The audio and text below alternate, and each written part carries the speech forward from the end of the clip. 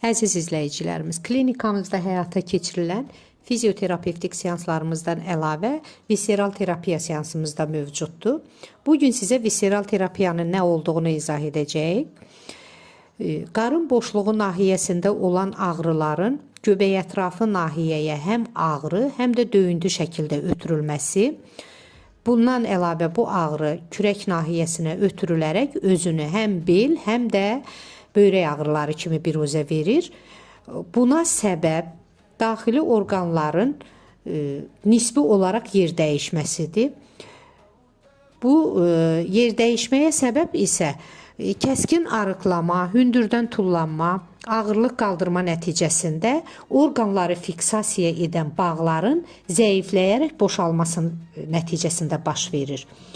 Buna el arasında mədə sallanma, böyrək sallanma və yaxud da göbək düşmə kimi izah edirlər. Tibbdə isə qastroptoz, nefroptoz bu cür izah olunur. Bunu aradan qaldırmaq üçün visceral terapiya seansımızı tətbiq edirik.